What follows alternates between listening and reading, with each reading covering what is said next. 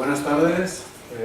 Esta tarde tenemos otra cita dentro del programa de los nuevos perfiles de oportunidad para nuestros profesionales. Es una cita que tiene que ver con un negocio absolutamente innovador que por su estructura puede ser una oportunidad a la hora de actividades que hasta ahora no existían, pero que consisten nada más y nada menos que poner en órbita satélites.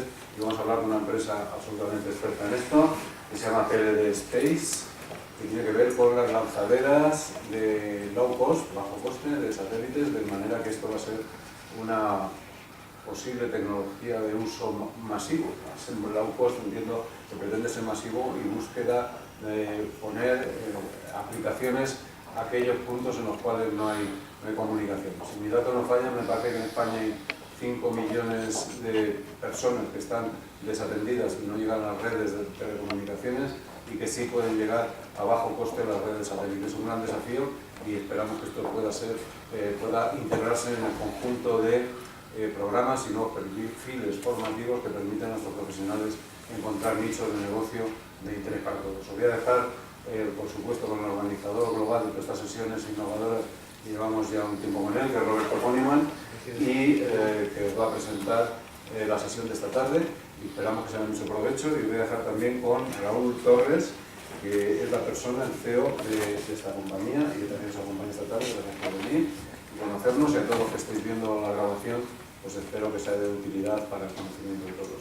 Y sí que os anuncio que en próxima fecha va a haber nuevas oportunidades, nuevos perfiles que estamos ya trabajando.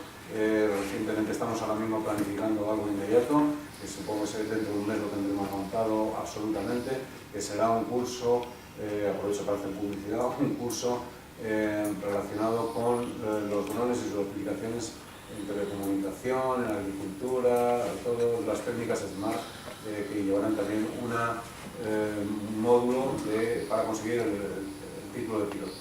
Eso es lo que se nos avecina y muchos más nuevos perfiles que están llegando. Así que os dejo con los expertos. Buenas tardes a todos. Gracias, decano. Básicamente la idea que nos reúne hoy es la de desarrollar nuevos segmentos de negocio y nichos de mercado que tienen que ver con la implementación de redes de comunicaciones ahí donde no hay alcance. Desde esta perspectiva, como venimos hablando en el colegio ya hace un tiempo, nos encontramos con la posibilidad del desarrollo de nuevos negocios y de perfiles de trabajo para los ingenieros en telecomunicaciones, como hemos estado viendo la semana anterior también, en la creación de redes de nanosatélites de comunicaciones que permitan desplegar en las zonas rurales acceso que permita el desarrollo del Internet de las Cosas y el aumento de la productividad del campo, no solamente en los rendimientos, sino también en la eficiencia de los insumos. Entendemos que dentro de esa estrategia es muy importante poder contar a nivel local con el privilegio de tener un sistema de lanzaderas de nanosatélites de bajo coste, y por eso le hemos pedido a Raúl y a Joaquín, que vienen el día de hoy, a contarnos su visión de negocio. También contamos a los que nos están viendo que la empresa está en este momento abierta a acoger inversores y nuevos socios, está realizando una ronda de financiación, y en ese sentido pueden contactar con la Comisión de Emprendimiento y les podremos enviar la información que hagan falta a las cabezas de las distintas sedes regionales y nacionales. El proyecto está abierto para ser financiado, así que vamos a dejar que Raúl, que es el CEO de la compañía, el fundador, nos cuente qué es lo que está llevando a cabo. Buenas tardes a todos. PLD Space es una empresa del sector espacial. Estamos ubicados en Alicante, en España. Y el objetivo de nuestra empresa es proveer de acceso científico y comercial al espacio de manera dedicada. Es decir, actualmente, tanto en vuelos suborbitales como para poner pequeños satélites en órbita, nos encontramos con la problemática de que los lanzamientos no son dedicados. Generalmente se hacen a través de grandes cohetes como cargas de pago secundarias. Entonces, si hay una empresa que desarrolla un satélite pequeño y lo quiere lanzar al espacio, tiene que ocupar el hueco libre que queda en un gran cohete. Entonces, eso genera una serie de problemas que con un lanzador pequeño no se generarían, y por tanto sería mucho más fácil, mucho más democrático el acceso al espacio de lo que actualmente es. Y ese es el objetivo de PLD Space, proveer de ese servicio de lanzamiento de manera dedicada. La empresa fue fundada a finales del año 2011 por Raúl Verdú y por mí. Somos los dos cofundadores de la empresa. Tenemos unas oficinas que están ubicadas en el Parque Científico de Elche y un banco de ensayos para probar motores cohete de combustible líquido que está ubicado en el aeropuerto de Teruel y que es el primer banco de ensayos que existe en Europa, operado de manera privada y que está claramente enfocado a desarrollar tecnologías de propulsión, motores cohete, para esos cohetes que en el futuro prestarán servicios en el espacio, para esos satélites que en el futuro prestarán servicios en el espacio, como puede ser pues telecomunicaciones, envío de imágenes en tiempo real, de datos, y que bueno, pues antes de enviarlos ahí arriba hay que desarrollar un lanzador con una parte importante del lanzador que son los motores y seguir ese programa. Como pone en la presentación, nuestro objetivo final es convertirnos en uno de los world leaders, líderes mundiales, proporcionando acceso científico y comercial al espacio. Pero a día de hoy somos una startup del sector espacial muy focalizada en propulsión líquida, y ahora luego comentaremos el porqué de esto. Como puntos clave en nuestra empresa, en el año 2013 conseguimos una primera ronda de inversión de 1 millón de euros, con la cual básicamente llevamos 3 líneas principales de actividad de la empresa. La primera fue el diseño global de 2 lanzadores que ahora presentaremos de cara a prestar 2 servicios distintos en el mercado espacial. Desarrollar el primer banco de ensayos de motores cohete que existe en España y el primero en Europa operado de manera privada. Y por otro lado, construir y probar el primer motor cohete de combustible líquido que se ha desarrollado en Europa y el primero además enfocado al mercado de lanzamientos de pequeños satélites. Entonces, en marzo de 2015 culminamos la construcción de ese banco de ensayos y lo pusimos operativo hasta que en junio de 2015 llevamos a cabo el primer ensayo de ese motor cohete, que bueno, lo ven en la imagen, el primer demostrador de lo que en el futuro será la versión final de ese cohete que prestará ese servicio de lanzamiento. Y bueno, en octubre de este año, debido a todo el know-how adquirido durante los anteriores años y el desarrollo tecnológico llevado a cabo, pues conseguimos un primer contrato a través de la Comisión Europea con la Agencia Espacial Alemana para probar motores que se desarrollaban en Alemania y que no se podían probar allí, y ahora pues hay un sitio donde de manera privada poder probarlo, ¿no? En parte la base está en el know-how y en las capacidades adquiridas por la empresa en los anteriores años. Entonces, esto que ven aquí es el lanzador Arion 1, que es el lanzador con el cual estamos trabajando ahora, y es un lanzador, que aquí lo ven en una maqueta de tamaño real que tenemos en la oficina. Es un lanzador suborbital. Eso implica que el cohete vuela hasta el espacio, está ahí arriba un tiempo y luego vuelve a la Tierra. Entonces, básicamente, este lanzador lo que pretende es prestar servicios de lanzamiento tanto científicos como comerciales a empresas e instituciones, también universidades, que requieran de acceso al espacio, pero que luego las cargas tengan que volver a la Tierra. Entonces, lo que se hace es que el cohete vuela hasta allá arriba un tiempo y luego vuelve a la Tierra. Generalmente lo que se busca es exposición directa al espacio y a condiciones espaciales, como por ejemplo la microgravedad. ¿Vale? Entonces, la diferenciación de este cohete con lo que actualmente se usan misiles en los cuales se les quita la cabeza de guerra y se le introducen los experimentos científicos o los desarrollos tecnológicos. El problema que tienen los misiles básicamente son 2, 3. En primer lugar, es que la tecnología es desechable, puesto que el misil no se diseña para ser recuperado. El coste es extremadamente caro, puesto que viene derivado de tecnologías militares. Y luego, por otro lado, es la funcionalidad. Los misiles están diseñados para que alcancen grandísimas aceleraciones durante el despegue, y eso hace que la carga de pago, que al final el cliente introduce, tenga que soportar esas grandes aceleraciones. Ello implica que tiene que soportar esas grandes aceleraciones con una carga estructural. Entonces, la empresa, el investigador, tiene que poner más carga, más estructura que carga de pago útil, con lo cual al final se penaliza la misión. La ventaja que tiene un lanzador como este es que al usar un tipo de tecnología totalmente diferente, tenemos 2 ventajas principales. Una, reducir la carga en fuerza G, la aceleración, puesto que el vuelo es mucho más suave debido a la propia tecnología de propulsión. Y luego la segunda es que es la capacidad de ser reutilizado. Por tanto, el lanzador se puede reutilizar, los costes se pueden reducir y el servicio puede acabar siendo más económico de lo que actualmente es. Entonces, este lanzador pretende dar oportunidades de vuelo reales, básicamente focalizándonos en 3 tipos o 3 tipologías de clientes diferentes. Las empresas privadas que desarrollan tecnología, los centros de investigación que desarrollan ciencia y que tienen que volar al espacio para probarla allá arriba, y luego los centros educacionales, como pueden ser centros de investigación de universidades y los propios departamentos de las universidades que también hacen ciencia o desarrollos tecnológicos en condiciones espaciales.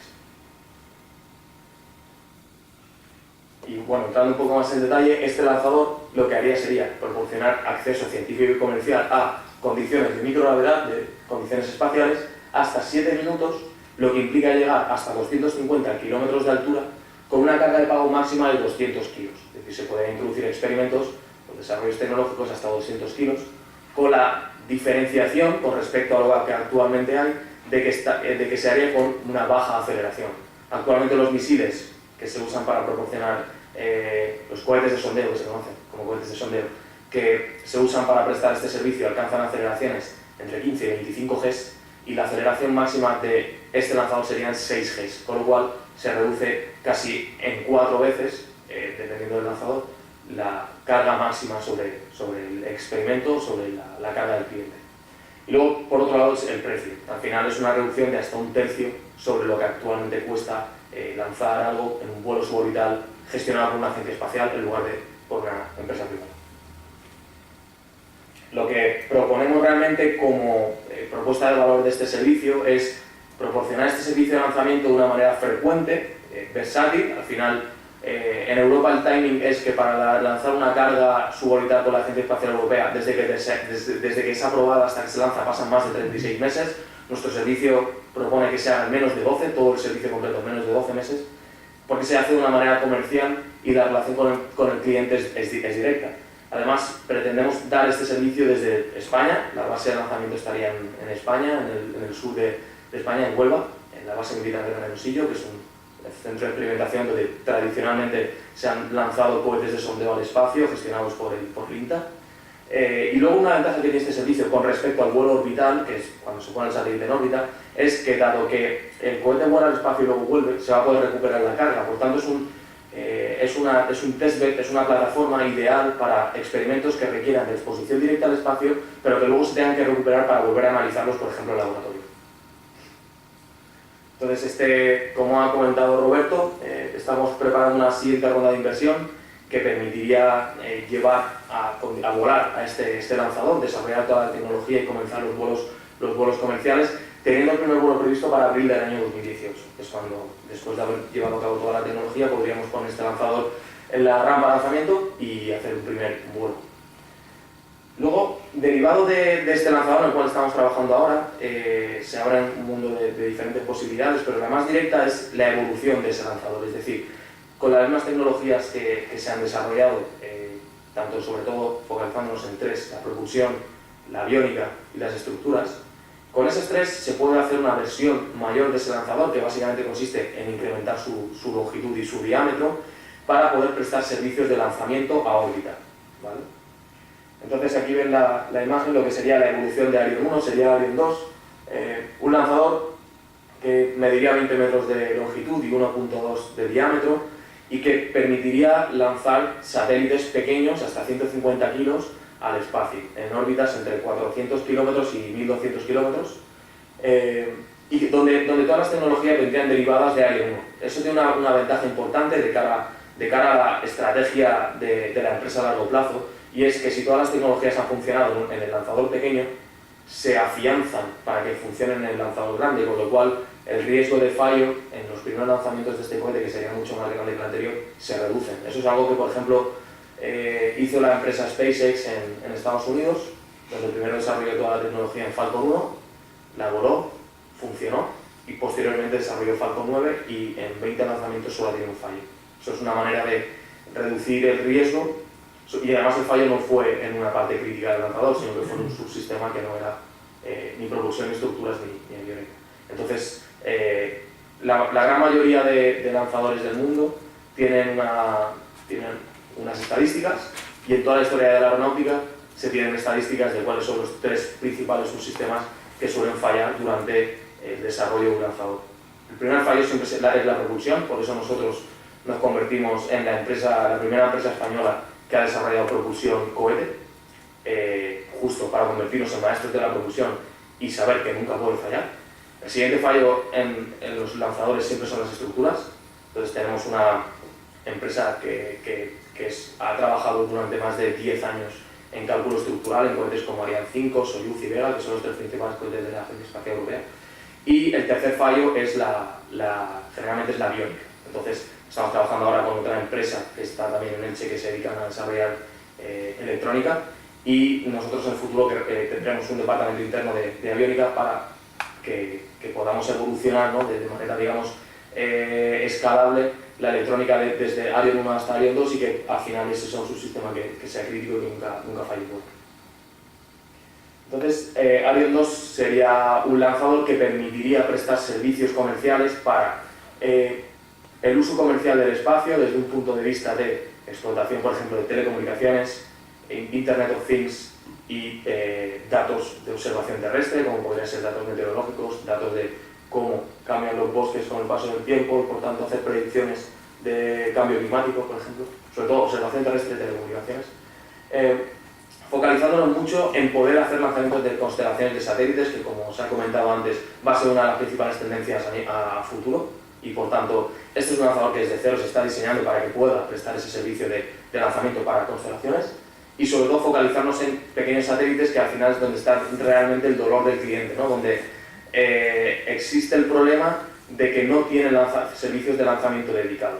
Entonces, si hay una empresa que desarrolla un satélite que pesa 50 kilos, las probabilidades de que lo lance en los próximos 5 años son bajísimas, porque no existe un cohete que los lance. Los cohetes están pensando para cosas mucho más grandes. Entonces, como he comentado, las principales ventajas pues sería un lanzamiento dedicado para esos clientes entre 1 kilo y 150 kilos, permitiría lanzar de una manera flexible, pudiendo variar la órbita, es decir, en diferentes lanzamientos en muy poco espacio de tiempo se podría customizar la misión que se podría efectuar, dado que el lanzador es muy pequeño y lo admitiría. Permitiría lanzar, por tanto, hasta 150 kilos, eso implica que cubriría actualmente el 52% de todos los satélites que se están desarrollando en el mundo. En el año 2014 hubieron 93 lanzamientos comerciales, de los cuales el 52%, en el 2014, de todos los satélites que se estaban desarrollando, el 52% eran pequeños. Y de los 92 lanzamientos que se efectuaron en el año 2014, solo el 25% admitía cargas de pago pequeñas. Eso implica que no todo el mundo que está desarrollando satélites va a poder lanzarlos. De hecho, actualmente se están desarrollando más de 5.000 pequeños satélites. En el año 2014 se hizo una inversión de 1,8 billones de dólares estadounidenses, pero sin embargo, en el año 2015 solo se lanzaron 150 y de manera secundaria, ¿no? Entonces ahí hay un principal problema además añadido, que es que cuando una empresa pequeña desarrolla un satélite pequeño, generalmente lo hace con un precio muy por debajo de lo que podría costar si el satélite fuese grande en escala, dado que las tecnologías a utilizar son muy diferentes, y se encuentran con un problema, que es que el satélite grande y el satélite pequeño son tan distintos a nivel tecnológico, básicamente por potencia, que no tienen por qué cumplir el mismo tipo de certificaciones y de homologaciones para volar. Entonces hay clientes pequeños que, pese a que el satélite es muy robusto y podría volar sin ningún problema, no pueden volar porque la limitación la pone el lanzador, y esas limitaciones están basadas en la carga principal. Entonces el lanzamiento nunca podría llegar a ser flexible con un cohete grande, ¿vale? Y por eso está la necesidad de crear un cohete pequeño. Y además el precio es importante, porque actualmente los lanzadores grandes cuestan mucho dinero. Estamos hablando de lanzadores que cuestan entre 40 y 50 millones de euros por lanzamiento y pueden llegar hasta 300 en el caso del Delta IV Heavy. Entonces encontramos con que no es un precio de mercado para un cliente pequeño, por así decirlo, por tanto otro favor, ¿no?, para que aparezca un lanzador mucho más pequeño. Y bueno, esto es algo interesante para las agencias espaciales, y es que Ariane 2, sin ningún tipo de modificación con respecto al diseño actual, podría llegar a lanzar hasta 5 kilos alrededor de órbita lunar, y esto pues parece como muy futurista, pero todas las agencias espaciales están lanzando cada vez sondas planetarias más pequeñas, están miniaturizándose. Entonces hay ya varias propuestas para que las agencias espaciales desarrollen ciencia y exploración planetaria más allá de la órbita terrestre, utilizando para ello satélites pequeños, porque son mucho más fáciles de lanzar, y además, en el futuro serán mucho más fáciles de lanzar, y además permiten hacer casi la misma ciencia que un satélite grande, dado que la tecnología como aquel que dice a día de hoy casi que lo permite hacer todo. Entonces, la propuesta de este lanzador sería que si todo va según lo planificado, para junio del año 2020 podríamos hacer un primer vuelo de pruebas. Y ya de hecho tenemos para varios vuelos, no están exactamente todos ahí, todos los que, sí están muchos de ellos, de muchos de los que hay ahí ya tenemos propuestas de clientes para poder lanzar en algunos de ellos, porque realmente es un servicio que a futuro va a ser la gran tendencia. Al final, en el mundo hay otras iniciativas que están desarrollando lanzadores dedicados, pero en Europa somos una de las, digamos, de los principales actores, dado que hemos desarrollado tecnología y la estamos probando. Entonces, nuestro objetivo es seguir desarrollando la tecnología para poder cumplir este calendario y ojalá que en el futuro podamos ampliarlo mucho más, porque la tendencia de desarrollo clara de los satélites está ahí. Entonces, pues ahí estaremos. Y bueno, en el caso de este lanzador, existe las mismas ventajas que en el caso del lanzador anterior, que era más pequeñito, y el cual pasa por democratizar al final nuestro lema, en cierto modo, es como democratizar el acceso al espacio y hacerlo disponible para casi todo el mundo, ¿no? Para casi todas las empresas que desarrollan tecnología espacial. Básicamente pasa por ampliar la actual ventana de lanzamientos, que pasa por reducir también el tiempo en el cual se planifica una misión hasta que se vuela. Actualmente una misión espacial orbital, la suborbital habíamos dicho que eran en torno a 36 meses, la orbital suele rondar los 2 años y medio, desde que se aprueba la carga para el vuelo. En nuestro caso queremos hacerlo todo en menos de 12 meses, porque la tecnología lo permite y la operativa también lo permite. Permitiríamos también, podríamos lanzar también desde España, desde esta base militar, aunque estamos ahora también contemplando otras opciones a futuro que permitan cambiar ciertos parámetros. Por ejemplo, desde España podríamos hacer lanzamientos entre 114 grados y 140 grados, eso implica, no permite órbitas ecuatoriales, por ejemplo, pero sí órbitas polares y otro tipo de órbitas para otro tipo de ciencia, por ejemplo. Y luego algo también importante es la restricción en cuanto al ITAR, la restricción militar que no permite volar ciertas cargas de ciertos países. En nuestro caso, dado que queremos desarrollar toda la tecnología en Europa, esto haría que podríamos dar el servicio en Europa de una manera mucho más sencilla que lo que actualmente se hace, ¿no? con respecto a las relaciones entre Europa y Estados Unidos. Y bueno, nuestro objetivo es que no tenga restricciones en cuanto a ITAR, porque la gran parte de la tecnología se desarrolla a nivel europeo. Y bueno, este es aquí vemos una imagen del banco de ensayos que tenemos en el aeropuerto de Teruel, que es donde desarrollamos, donde hacemos las pruebas de los motores cohete. Y esto ha sido todo. Si tienen alguna pregunta, bueno, muy bien. Yo quisiera que nos cuentes un poco como emprendedor, ya que es el ciclo de emprendimiento. Ahora vamos a mostrar una segunda parte de la presentación actual, una presentación brillante y muy bonita. ¿Cómo has estado financiando, cómo es tu estructura de financiación hasta este momento que estás buscando ya rondas de crecimiento? Que eso interesa a nivel de emprendedor. Básicamente hay muchos de los que vienen aquí al ciclo que se están financiando con distintas fuentes, y que nos contases un poco cómo ha sido tu estructura hasta hoy y cómo la piensas evolucionar en el futuro también. Vale.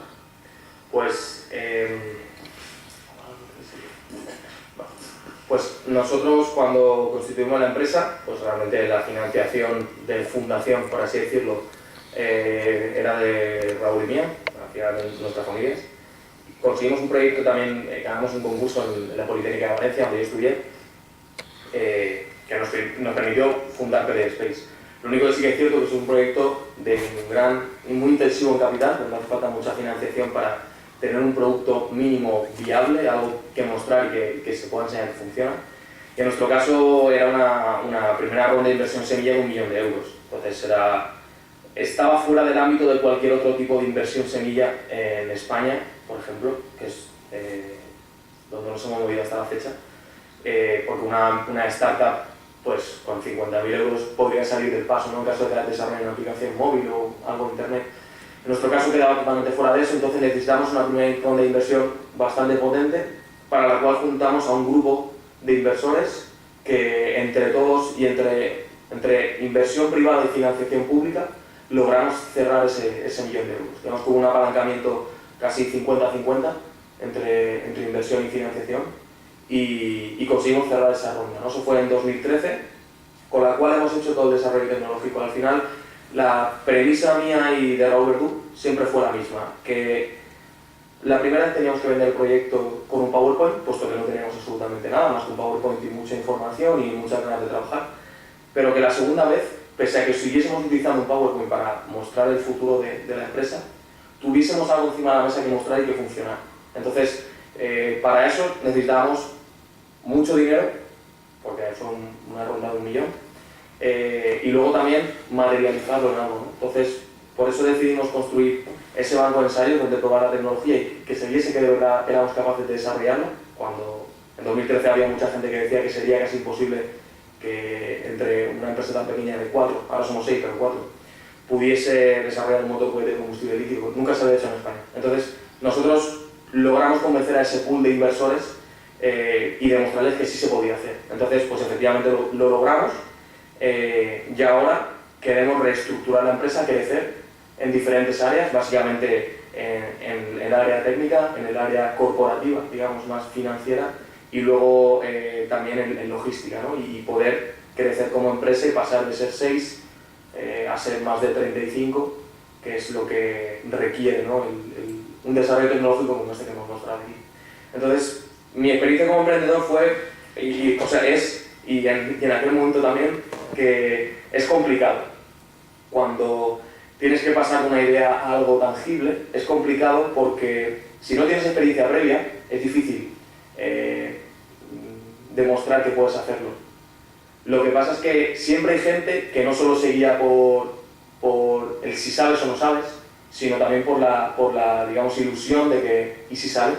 Bueno, en la empresa tenemos un pool de inversores que siempre han mirado todos con el mismo objetivo, ¿no? Que era apostar por el proyecto común y que decían en cierto modo, bueno, y si no sale, por lo menos que nos hayamos divertido, ¿no? Pero en este caso nosotros veíamos que no había pie a no va a salir, o sea, esto va a salir, sabemos cómo desarrollar la tecnología, solo necesitamos el soporte institucional, que en este caso, por ejemplo, CDTI lo dio en su momento, y el soporte inversor, que también lo tuvimos, y ahora vuelve a ocurrir lo mismo. Al final es como la pescadilla que se muerde la cola, siempre se dan los mismos pasos, ¿no? Y yo lo que sí que veo es que ahora lo que viene es de nuevo un esfuerzo que consiga unificar tanto el soporte institucional como el financiero, con el objetivo de mirar a un sitio común que es desarrollar una capacidad que actualmente España no tiene. Ahora, ¿tú no crees que en este momento estás mucho mejor preparado para hacer un paso de magnitud que sería, porque ahora lo que tienen es el motor, básicamente, ¿sí? Y lo que están buscando ya es preparar el prototipo y hacer un primer vuelo de prueba a finales del año que viene, en abril del año que viene. Del 2018. 2018. ¿Y no crees que esta vez debería, tratando de ser objetivos, pero conociendo lo que hay en el mercado y dónde están, siendo que es una compañía española, tampoco hay que olvidarse que siendo una compañía española es una compañía europea? Y eso tiene bastantes puntos de favor, sobre todo cuando ya tienes un motor que prueba que puede volar. Entonces, a partir de ahora, ¿no crees que debería resultarte un poco más sencillo? Se apaga el para que no. ¿Debería resultarte un poquito más sencillo conseguir la siguiente ronda y el capital humano que vas a necesitar para poder llevar las cosas hasta el próximo paso de magnitud? Vale.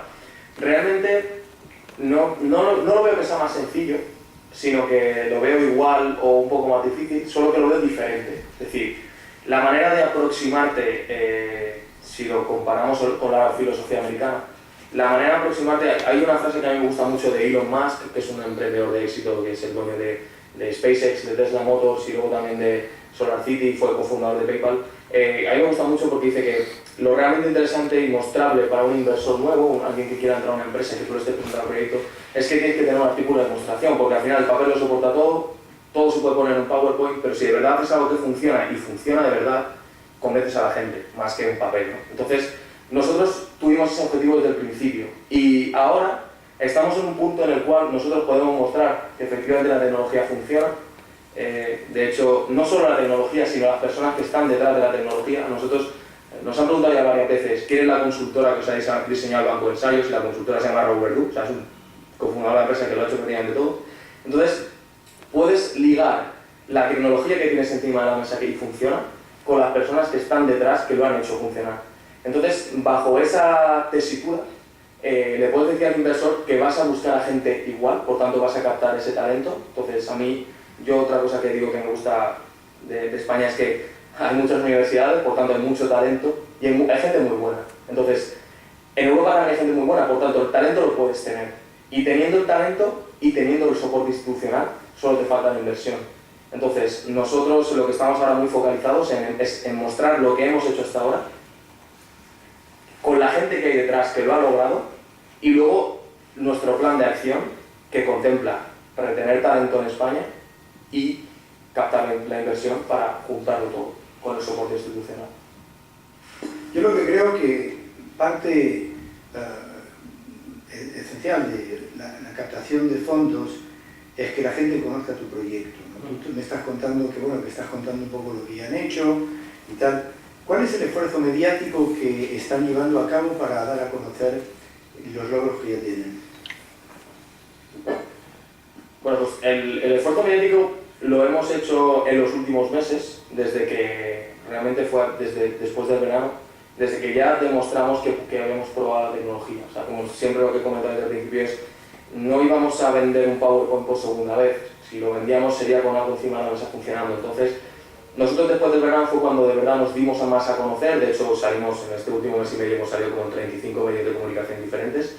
Y no solo contamos lo que hemos hecho hasta ahora, sino lo que queremos hacer a futuro y para qué sirve, que es lo importante. Porque hay mucha gente que oye la palabra cohete y no sabe para qué sirve, oye la palabra satélite y no sabe para qué sirve. Entonces, a mí me gusta, y a la empresa lo que le gusta es contar su línea de desarrollo, lo que quiere hacer y para qué sirve, ¿no? Entonces, en ese sentido nosotros, pues, el hecho de atender a conferencias, por ejemplo, salir en prensa, y luego también dando mucha difusión por internet, porque al final la gente casi que está mucho más activa por internet, pues porque por circunstancias personales no puede acudir a todos los sitios, ¿no?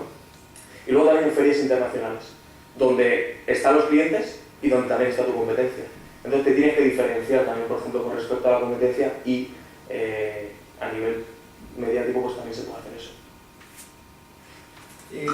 En la parte de integración de negocio, ya que nos interesa el modelo de negocio, más allá de los distintos componentes de infraestructura que van a servir para montar redes y constelaciones de satélites, en la parte de integración de negocio, en la parte estructural, ¿con quién contemplan ir a acciones conjuntas desde la perspectiva de alianzas estratégicas de socios industriales, si lo tienen más o menos estudiado? Pues sí tenemos estudiado un poco el cómo hacerlo. Lo que pasa es que es complicado, porque, por ejemplo, hay tres patas principales en el desarrollo de un lanzador o en todo el roadmap de cómo prestar servicio de lanzamiento, que son por lo que podría ser la ingeniería, lo que podría ser la fabricación y luego lo que sería también la intermediación con clientes, ¿vale? Por así decirlo, tres categorías. Lo que sería la parte de ingeniería se considera como muy estratégico. Entonces, nosotros siempre hemos dicho que hay tres patas principales del cohete, por así decirlo, que queremos desarrollar internamente. Una sería la propulsión, que para nosotros es la parte más crítica del proyecto. Otra sería las estructuras, donde sí es cierto que nos estamos apoyando en una empresa externa que tiene ese know-how y que con una manera de colaboración determinada se puede desarrollar todo el lanzador, por así decirlo, la parte estructural. Y luego una tercera que es la aviónica, donde también tenemos el contacto con otra empresa. Pero sin embargo, algo que creemos que beneficia a la empresa de cara a los tiempos de desarrollo es que la colaboración se haga con empresas que tengan una visión de futuro común, es decir, que no lo hagan solo por vender un contrato de desarrollo de no sé qué y que al final eso acabe siendo una caja negra para el proyecto, sino que la empresa que pueda participar en PLD Space vea un objetivo a futuro que sería básicamente una variación del servicio actual de lanzamiento, es decir, que le vea una clara ventaja, ¿no?, al desarrollar un cohete pequeño desde cero. Luego a nivel de fabricación sí que es cierto que a día de hoy contemplamos que partes sean internas y partes sean externas en función de cuáles aportan más valor añadido que otras. Y luego en la intermediación con clientes, la gran mayoría inicialmente, pues sí que es cierto que inicialmente los contactos se hacen directamente entre empresa-cliente, pero de cara a futuro sí que puede ser que haya una opción de intermediarios, como ocurre en el sector a día de hoy. El sector tiene la intermediación directa para clientes muy grandes, pero luego para clientes pequeños siempre aparece un intermediario. Entonces nosotros, cada una la tenemos analizada internamente en nuestro plan de negocio, porque además nos tienen añadido una serie de recursos que hay que tener en cuenta. Ahora, una pregunta clave, a la hora del análisis de la segunda etapa, seguramente tú tendrás un plan de negocio, no hace falta que nos lo cuentes, como que la información que es reservada, pero siento que estamos hablando para gente que es del colectivo de los ingenieros técnicos en telecomunicaciones, en toda la parte satelital. Evidentemente este colegio es el que lidera toda la parte de visados de proyectos vinculados a la transmisión de señal de origen orbital y tal. ¿Dónde crees tú que hay una mayor coincidencia, digamos, entre los objetivos de PLD Space y las necesidades que pudiera tener el colectivo de ingenieros técnicos en teleco que esté interesado en el desarrollo del negocio satelital? ¿Dónde crees tú que estarían las mayores confluencias de potencialidades para desarrollar negocio con ustedes? Pues yo creo que hay dos principales focos de interés, pero al final reside en cuál es la explotación del servicio que un ingeniero, por ejemplo, monte una empresa de uso de datos de satélites, pues pueda tener. Yo lo veo más como la explotación directa de los datos que los satélites puedan generar. Por tanto, ahí PLD Space sería proveedor de servicio de lanzamiento para una empresa que desarrolla satélites. Pero también lo veo interesante como desde el punto de vista de que, por ejemplo, si una empresa que desarrolla ingenieros de telecomunicaciones usa directamente los datos de satélites para Internet of Things, por ejemplo, o para dar cobertura, un nuevo tipo de cobertura telefónica utilizando redes de pequeños satélites, eso realmente a nosotros el servicio que se da es como secundario, ¿no? O sea, nosotros somos más proporcionadores de servicio de lanzamiento que del uso que se da de los datos. Lo que sí que es cierto que entiendo que la relación entre el colegio, entre una empresa que pueda salir, tiene que ser directa desde el punto de vista de que actualmente las dificultades que van a tener para lanzar sus satélites al espacio van a ser muchas, ¿no? Entonces, nosotros lo que hacemos es explicar qué diferencias hay, sobre todo ahora, qué diferencias hay entre un cohete grande y un cohete pequeño. Entonces, que son brutales. Entonces, nosotros, en ese sentido, la relación pasaría por diferenciarnos de lo que sería un cohete grande, y luego el servicio que se daría sería mucho más sencillo y se aproximaría mucho más a las capacidades que pueda tener una empresa pequeña o una empresa mediana que desarrolle satélite y tenga que hacer una explotación comercial de datos. Vamos a hacer una pregunta. Supongo que en este momento todavía no tendrás unos costes definitivos, pero yo creo, y si tú me corriges en mi ignorancia, ¿vale? Porque el ingeniero aeronáutico eres tú, yo tengo entendido que el coste de colocar en órbita 1 kilo de la manera tradicional es de 1 millón de euros, ¿no? Es algo así. Bueno, aproximadamente. Queríamos saber a cuánto ascendería en caso de que se utilizara una cadena. Bueno, realmente no depende exactamente en qué punto de órbita se lance, ¿no? Pero, por ejemplo, para un satélite pequeño estaríamos hablando de un satélite que pesa 3 kilos o hasta 3,6 kilos, que es lo que se conoce como un CubeSat de 3 unidades. El precio sería unos $275.000. Eso no incluye, por ejemplo, la integración de la carga. Estaríamos hablando con que el precio por kilo a órbita baja estaría en torno a 150.000 euros. Pero luego hay que puntualizar, porque si, por ejemplo, el satélite se lanza a la Estación Espacial Internacional, que es donde actualmente se está lanzando, como el 80% de todos los satélites pequeños se lanzan desde la Estación Espacial Internacional, y lo lanza un astronauta directamente con la mano, ahí el precio es diferente. O si el kilo de satélite se lanza en órbita lunar, el kilo es diferente, pero como una estimación, el precio por kilo en órbita baja rondaría más o menos entre los 150.000 euros, $150.000 más o menos, y los 200.000. Eso sería una aproximación del precio actual. ¿Y contra cuánto de la ESA? Claro, el tema está en que las agencias espaciales no publican exactamente los precios, puesto que en muchos casos está la parte privada, ¿no?, que intenta hacer la competencia. Lo que sí que es cierto es que las empresas que actualmente prestan ese servicio de lanzamiento, hay algunas que no publican los precios y otras que sí. Por ejemplo, un caso práctico que es perfectamente público es la empresa Spaceflight Services, que en Estados Unidos presta servicios de lanzamiento, de intermediaria para servicios de lanzamiento, y sí que tiene publicado en su página web un listado de precios en el cual un satélite de 3 unidades, que son los que en la gran mayoría de todos los que se están desarrollando en el mundo, cuesta en torno a unos $300.000 por lanzamiento. Eso es algo que se puede reducir mucho si se introduce un cohete mucho más pequeño y dedicado a este servicio de lanzamiento. Dedicado. Pero 300.000 con 350, ¿me estás contando? No. 150.000 sería un precio por kilo, por así decirlo. Si el satélite pesa 3,5 kilos, pues serían 150.000 por 3,5, solo que no es exactamente tan así. Hay una regla que no es lineal, digamos, la que Ese sería tu coste con PLD. No, ese es el actual del mercado. El nuestro sería mucho más bajo. ¿A qué porcentaje? El objetivo sería intentar reducirlo en 3. O sea, que saldrías un 30% a competir al mercado. Sería un ratio de 30%. No, sería mucho más. O sea, nosotros queremos reducir en 3 veces lo que actualmente cuesta. O sea, objetivo. Luego hay matices en función también del servicio, porque el servicio en sí es complejo, pero el objetivo es que el precio por kilo en caso orbital, en caso de lanzar un satélite a órbita, esté por debajo, o esté en torno a los 50.000 euros. Y luego otra pregunta de ignorante, pero que sí que nos interesa conversar. ¿Cómo haces para mantener satélites que son estos, los Qs, que son tan pequeñitos?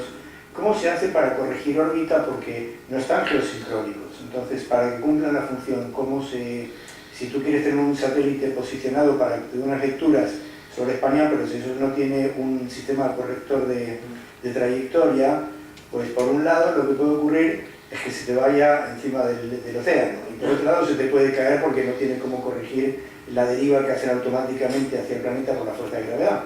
Pero ¿cómo se controlan esos dos problemas? Pues efectivamente los satélites pequeños en muchos casos no tienen control de actitud, que es como se llama el subsistema en sí, y los satélites grandes sí lo tienen. Entonces, lo que se hace normalmente es, que es una de las desventajas actuales para un cliente, es como tú vas con un cohete grande, tú vas donde la carga grande te deje. Entonces, si el cohete tiene que ir a 800 kilómetros, a una órbita circular de 800 kilómetros, tu satélite pequeño también irá ahí. Pero claro, a lo mejor no es el sitio al cual tú tienes que ir. Entonces, las empresas pequeñas desarrollan los satélites para adaptarse a lo que el cliente principal quiere. Si el satélite grande va allí, pues yo voy allí y ya me les apañaré. Esa es la realidad. Entonces, adicionalmente, tienen el problema de que como son tan pequeñitos no les cabe un sitio donde ponerle pequeños motores cohete para control de actitud. Lo que se usa en estos casos se llaman volantes de inercia, y los volantes de inercia permiten orientar espacialmente, moviéndose, el satélite. Y luego hay otras cosas que se llaman magnetómetros, que también se usan para orientar en función del campo magnético terrestre. Pero al final son, por así decirlo, como maneras de salir del paso. Apaños. Claro. Debido a que no tienes una capacidad de poder llegar al sitio en el que tú de verdad como cliente quieres estar. Entonces, en nuestro caso, eso se podría hacer, dado que tú puedes poner el satélite del cliente donde quieras. Eso es algo que el lanzador pequeño lo podría hacer en comparación con el lanzador grande, que lo hace, pero para el satélite grande en lugar de para el satélite pequeño. Pero también es cierto que ahora se están desarrollando sistemas de control basados en gas frío, que se conoce, para satélites pequeñitos. Pero aún así tienen la problemática de que no tienen mucho espacio disponible, y por tanto eso siempre va a ser una problemática también para el futuro. Lo bueno es que si con el paso del tiempo se democratiza el acceso al espacio y cada vez es más económico y frecuente lanzar algo a órbita, alguien que a día de hoy solo se puede permitir desarrollar un satélite de 3,5 kilos, un CubeSat pequeño, en el futuro se va a poder permitir lanzar uno que pese en torno a 25 kilos. Y es ahí donde ya sí pueden introducir sistemas de control activo, que se conocen, y controlar pues, perfectamente, totalmente su actitud, ¿no? su posición en el espacio. Es interesante. ¿Y el tema de la vida útil del satélite que empieza a caer en el momento que lo sueltas? Los microsatélites, ¿cómo resuelven ese problema? ¿Tiene que haber mucha redundancia para evitar la pérdida del servicio? ¿Cómo se resuelve eso? Pues realmente hay dos cosas interesantes a recalcar. Una es los satélites cuando se ponen en órbita baja, normalmente entre 400 y 600 kilómetros, tienen una vida útil que no va más allá de 2 años. Y eso pasa porque con el giro alrededor de la Tierra realmente existe todavía un poco de resistencia aerodinámica, que hace que el satélite con el paso del tiempo se vaya frenando, vaya bajando su órbita y al final penetre y desaparezca. Eso no es malo, porque se está viendo que como actualmente los cohetes grandes lanzan los satélites pequeños muy lejos de la Tierra, estamos hablando de satélites pequeños de en torno a 3,5 kilos, más allá de 800 kilómetros, eso al final solo hace una cosa, que es contribuir a la generación de basura espacial. La ventaja que tiene un lanzador pequeño es que no contribuye a generar basura espacial, porque el satélite se pone a poca distancia de la Tierra, entre 400 y 600 kilómetros es lo más estándar, y tú te garantizas que con el paso del tiempo el satélite reentra de manera, digamos, reentra solo. Es un argumento a favor para los lanzadores pequeños, que es que no contribuyen, a pesar de lo que parece justo al revés, cuanto más lanzas, más basura vas a generar, pero realmente es al revés, no contribuye a generar basura, puesto que la órbita a la cual acceden es muy baja. Entonces, los satélites pequeños no tienen una manera no de orbitar. De hecho, se diseñan, y ahora se están diseñando un montón de experimentos para forzar a que se orbiten. Es lo que se conoce como los phasers, por ejemplo, son cables muy largos que con el rozamiento aerodinámico se cargan, digamos, se cargan eléctricamente, y eso genera como una especie de campo a favor de la gravedad, ¿no? Y reentran. No es una cosa que se hace, luego también hay velas que frenan debido al rozamiento aerodinámico, y los satélites grandes tienen el compromiso de que cuando mueren tienen que irse a una órbita que se conoce como órbita de aparcamiento, órbita de muerte, muy alejada de la Tierra y que no contribuyen a generar basura espacial cerca de la órbita terrestre. Pero los satélites pequeños, de manera natural, reentran. El tema está en que hay que controlar dónde hay que ponerlos y que para eso no sirve un cohete grande. Y es la ventaja de los cohetes pequeños. Pues muy interesante. Para hacerte unas preguntas más y luego ya te liberamos, veremos un caso más de colocación de sistemas de transmisión de comunicaciones sin entrar en órbita. Han salido estos días un par de proyectos, sobre todo en Estados Unidos, que ya tienen un prototipo que está funcional, y también vimos algunos de una compañía francesa que son sistemas flotantes, como el que quiere poner Google o Facebook, sí, o con globo o con sistemas de dirigibles, ¿no? Eso es ¿cuánto tiempo consideras tú, a partir de esta próxima ronda que van a llevar a cabo, que ojalá que te salga rápido y bien, cuánto tiempo crees que vas a necesitar para llegar, una vez que hayas recaudado los fondos que estás buscando? ¿Es una ronda B? No sería. Una serie. Una vez que terminen con esto, ¿cuánto tiempo crees que va a pasar hasta que lleguen al punto de equilibrio? O si vas a tener que acudir a más rondas antes de llegar al punto de equilibrio. ¿Cómo está la parte de estructura de rentabilidad de las rondas que tienen organizadas con emprendedores? En principio, con esta serie A que estamos buscando ahora, la empresa permitiría llegar a una serie de hitos técnicos. Es una ronda de 6 millones, ¿no? Sí, bueno, las rondas son en total 10 millones, de los cuales 6 son inversión privada. El objetivo es que con esa ronda podamos llegar a los primeros vuelos comerciales del lanzador y el break-even point en el año 2021. Eso al final lo que permite es que sin una ronda adicional de inversión tú ya puedes funcionar como una empresa que presta servicios de lanzamiento. Entonces llega un punto en el cual, para llevar a cabo el siguiente desarrollo tecnológico, tendrías que hacer una serie B, una nueva ronda de inversión, que ahí se puede tomar la decisión de si autofinanciarse con los ingresos generados por el servicio de lanzamiento o acelerarlo. Entonces, normalmente en el sector espacial pues hay diferentes opciones de desarrollo, pero realmente el que llega primero al mercado golpea 2 veces, eso siempre es así, bueno, el sector espacial y en cualquier sector. Entonces, lo interesante de eso es que con lo que actualmente se está buscando permite llegar a un punto en el cual la empresa es autosostenible y permite facturar. Esa es, digamos, la estrategia que estamos tomando, y el objetivo en parte también es llegar pronto al mercado y llegar con un producto que permita ser competitivo con respecto a lo que actualmente ya existe. Muy interesante. Bueno, tenemos preguntas. ¿Alguno tiene una pregunta para plantear? Básicamente creo que con esto... a ver, Luciano. Sí, te quería preguntar, porque tú subes, porque te he entendido al principio que eran 230 kilómetros, ahora hablas de 400, o sea, tú lanzas, lo pones a 400 y allí se despega el satélite por el mismo movimiento, ya se queda girando el satélite. Por inercia, sí. Sí, realmente lo que había comentado es que hay dos lanzadores, hay dos cohetes, el cohete pequeño y el cohete grande, para que nos hagamos una idea. El pequeño sube hasta 250 kilómetros, pero sube al espacio y vuelve a la Tierra. Es lo que se conoce como un vuelo parabólico. Como si coges una piedra, la lanzas y sube y va. Exactamente igual. Solo que luego al subir a 10 metros, pues va a 250 kilómetros. Y ese servicio sería para vuelos suborbitales, que es lo que se conoce como el vuelo suborbital. Que también hay empresas en Estados Unidos que quieren hacer lo mismo, pero en lugar de para llevar ciencia, pues a turistas al espacio. Y luego el lanzador grande sí que llevaría satélites a partir de 400 kilómetros, es decir, entre 400 y 1200 kilómetros de altura, y sí que sería para ponerse en órbita. Lo único, la diferencia entre los dos es como un orden de magnitud. Mientras que cuando llegas a 250 kilómetros en vuelo suborbital, llega un punto en que tu velocidad es cero, porque has subido, te paras y vuelves a caer, tu velocidad en ascenso es cero. Para poner el satélite en órbita necesitas como unos 8 kilómetros y medio por segundo de velocidad. O sea, es una auténtica barbaridad más en cuanto a cantidad de energía, por así decirlo. Y ahí también está el reto técnico. Por eso todas las empresas privadas del mundo, excepto una, que fue SpaceX, y la gran mayoría de las agencias espaciales que a día de hoy tienen capacidad de lanzamiento de satélites, lo han hecho en dos tandas. Primero un vuelo suborbital y luego poner el satélite en órbita. Y básicamente el por qué hacerlo es por una reducción de riesgos. Y también, en cierto modo, para probar tu tecnología antes de salir al mercado. Sí, pero no solo por salir al mercado, sino porque si vas a desarrollar un cohete muy grande, vas a tener tantos problemas que casi que es mejor probarlo primero en un cohete más pequeño.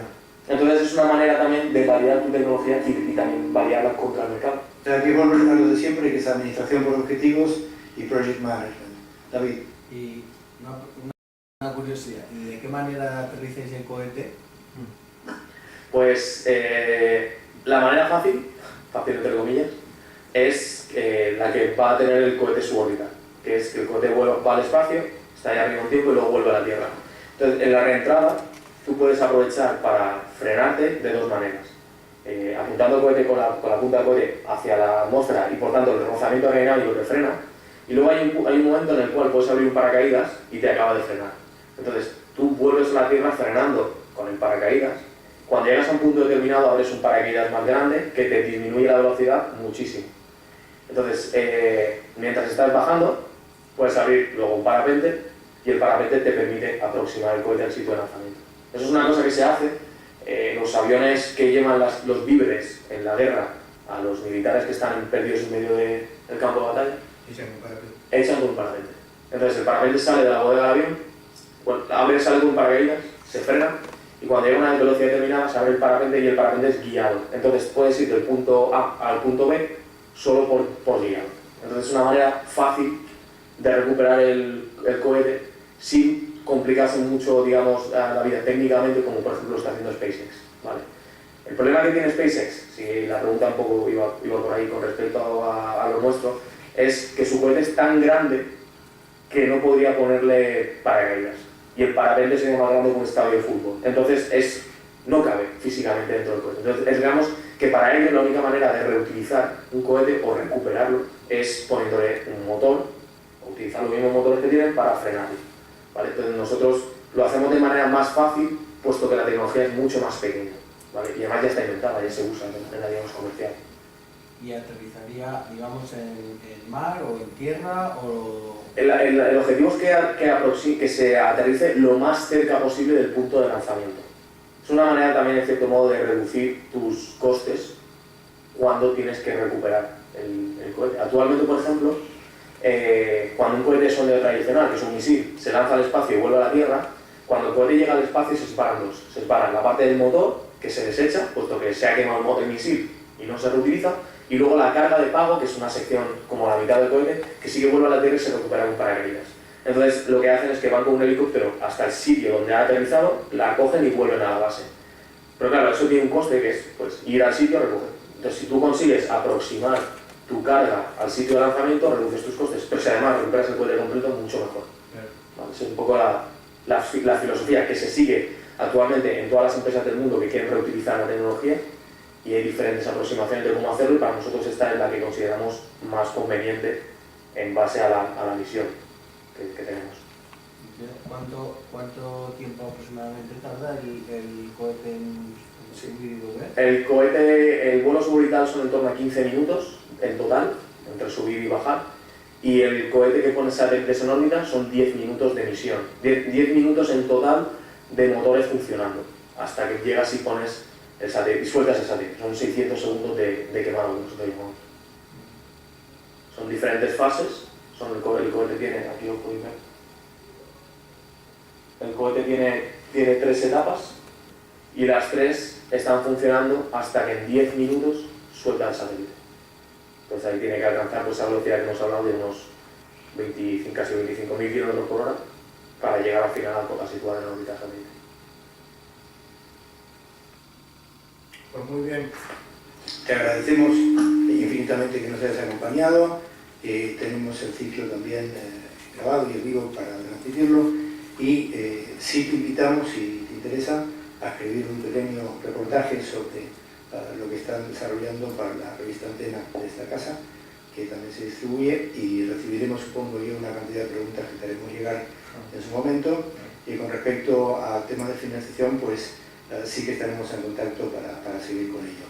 Yo sé que tú te tienes que ir, así que ahora vamos a poner una pausa, David, a la gente que está viendo, y vamos a pasar a la segunda parte, que es el análisis desde la perspectiva de las otras lanzaderas que hay por ahí dando vueltas, y lo que es el plan de negocio, para mirar un poquito cómo es el Lean Canvas de un proyecto de estos, sin entrar a que nos cuentes tú la información que ya tienen, pero sí que valga para el caso de estudio de ciclo implementación. Así que te agradecemos mucho tu presencia, ponemos una pausa y hacemos un recuento. ¿Vale?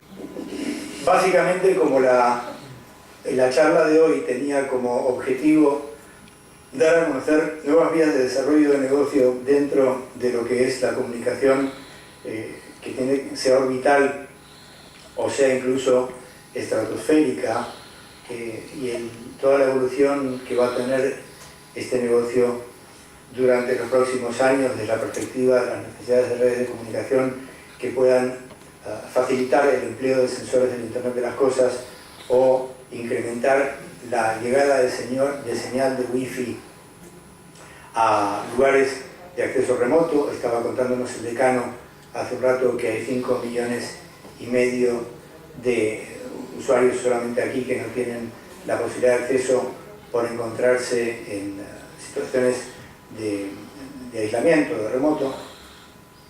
Hemos estado mirando dentro de este ciclo el aumento de las perspectivas de negocio para los ingenieros de telecomunicaciones, tanto emprendedores como autoempleados, gente que busca su propio negocio o emplearse a sí misma en desarrollo de despliegue de redes o interconexión de nodos.